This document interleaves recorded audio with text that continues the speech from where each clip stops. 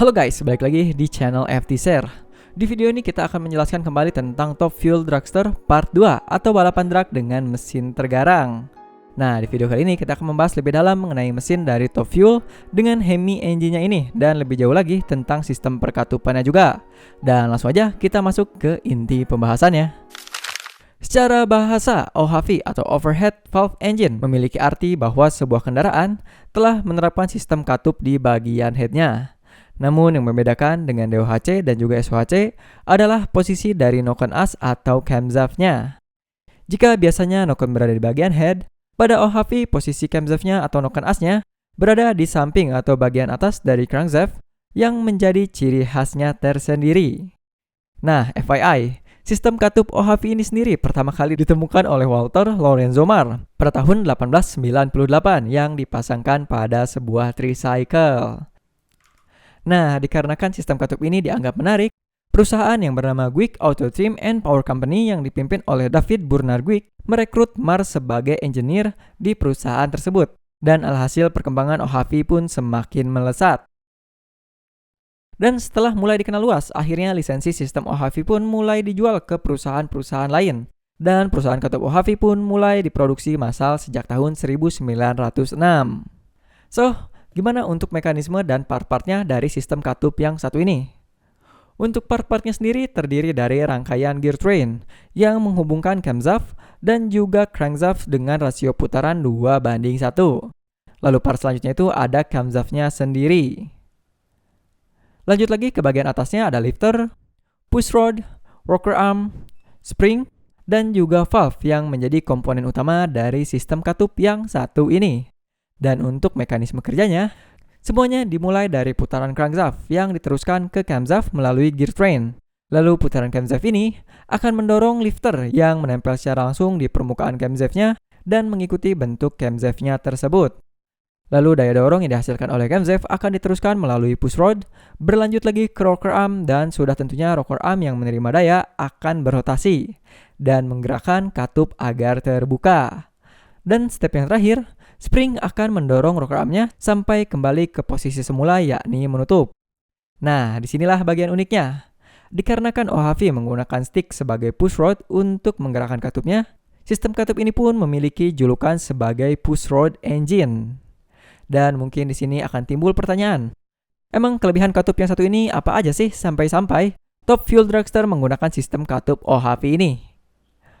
Untuk kelebihannya, yang pertama, dikarenakan mobil ini mempunyai power yang gokil, yaitu di kisaran 8.000 sampai dengan 13.000 horsepower, artinya on engine. Jadi untuk menangani durabilitasnya, Top Fuel Dragster harus menggunakan sistem katup OHV untuk menangani powernya tersebut.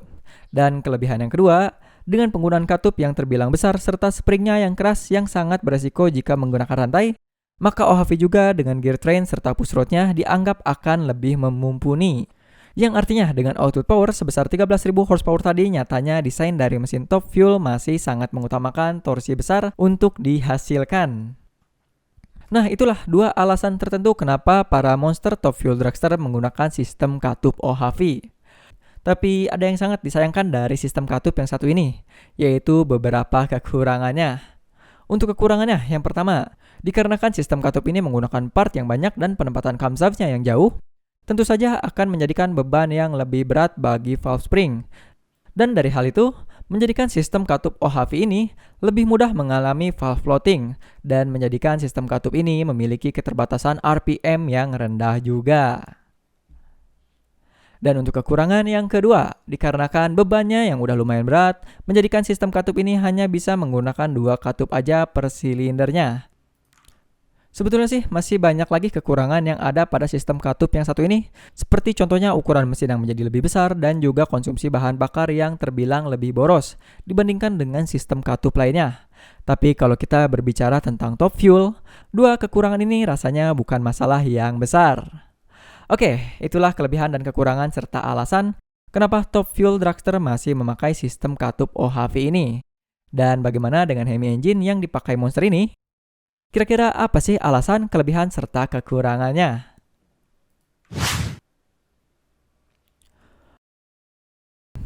Oke, kita mulai dari sedikit OOT terlebih dahulu. Untuk sejarahnya, Hemi engine pertama kali diproduksi oleh pabrikan asal Amerika yang bernama Welch Motor Touring Car Company di tahun 1903. Dan untuk kata Hemi-nya sendiri mempunyai makna atau arti setengah bola, yang dimana Hemi engine ini memiliki ciri khas dari chambernya yang berbentuk setengah bola. Namun untuk penerapannya di top fuel dragster ini diperkecil, alasannya yaitu untuk mengejar rasio kompresi yang tinggi. Nah, dari bentuknya yang setengah bola ini nih, yang menyebabkan top fuel dragster memakai 2 katup aja. Alasannya, kalau memakai 4 katup per silinder selain dari torsinya yang malah bakalan turun, bobot dari mesin ini pun akan bertambah, seperti yang pernah kita singgung sebelumnya, dan akan mengurangi torsi pada RPM rendah serta akselerasi dari kendaraan. Yap, karena seperti yang kita tahu, semakin berat sebuah kendaraan walaupun torsi mesinnya gede, ya tetap aja untuk akselerasinya bakalan kurang baik. Dan dari penggunaan 2 buah katup ini juga lah, terdapat 2 keuntungan lain yang bisa didapatkan, yakni terdapat sisa ruang di bagian headnya. Mengingat, di top fuel itu suplai bahan bakarnya juga nggak ngotak banyaknya, yang dimana bisa menyebabkan terjadinya water hammer kalau proses pembakarannya nggak memumpuni. Oleh karena itu, dengan ruangan lebih di bagian head memungkinkan untuk menggunakan 2 spark plug sekaligus, yang dimana dari penggunaan 2 busi atau spark plug ini diharapkan mampu membakar semua minyak yang disuplai dan dapat menghasilkan torsi yang lebih baik lagi. Yang artinya bisa kita simpulkan bisa menghasilkan akselerasi yang lebih baik. Dan FYI lagi, nyatanya spark plug ini juga hanya bekerja beberapa detik aja saat gas dibejek sebelum mati karena siraman BBM yang terlalu banyak. Dan sisanya, mesin pun bekerja selayaknya mesin diesel. Itu jugalah alasan kita bilang tadi, kubah dari headnya ini diperkecil dibandingkan Hemi engine pada umumnya. Bukan lain, untuk mengejar rasio kompresi yang dibutuhkan oleh siklus daya diesel yang berada di kisaran 15 sampai dengan 25:1. Oh ya, mungkin dari penjelasan barusan ada yang merasa kebingungan dengan yang namanya water hammer. Untuk singkatnya, water hammer itu sendiri adalah kondisi cairan yang nyaris memenuhi ruang chamber. Dan dikarenakan sifat cairan itu susah untuk dikompresi, maka kondisi itu dapat mengakibatkan kerusakan bagian internalnya. Tapi perlu dicatat juga, untuk BBM yang kebanyakan aja. Mayoritas water hammer bisa terjadi itu biasanya pas kondisi jalan banjir, terus intake kita kemasukan air. Oke, dan itu dia alasan kenapa top fuel dragster memakai sistem katup OHV dan cylinder head Hemi engine. Tujuannya yaitu untuk mendapatkan torsi yang setinggi mungkin dalam meraih akselerasi maksimalnya. Dan untuk memaksimalkan sistem OHV dan Hemi engine ini, maka diperlukan lagi satu part yang dapat meningkatkan torsi dan akselerasi, yaitu crankshaft model crossplane yang selalu ada di muscle car dan juga motor Yamaha, di mana pada crankshaft ini memiliki sudut setiap crankpin sebesar 90 derajat, yang tentunya ini akan menghasilkan daya yang halus dan merata, dan tentunya dapat menghasilkan torsi yang lebih baik untuk berakselerasi. Oke, kita rasa itu aja untuk informasi yang bisa kita sampaikan di video kali ini. Dan untuk part-part selanjutnya dari pembahasan top fuel dragster, kita ada pembahasan tentang sistem oli, kelistrikan, bahan bakar, dan yang lainnya lagi. So, stay tune terus di channel ini. Saya Muhammad Khair undur diri, see you in the following videos, and thanks for watching.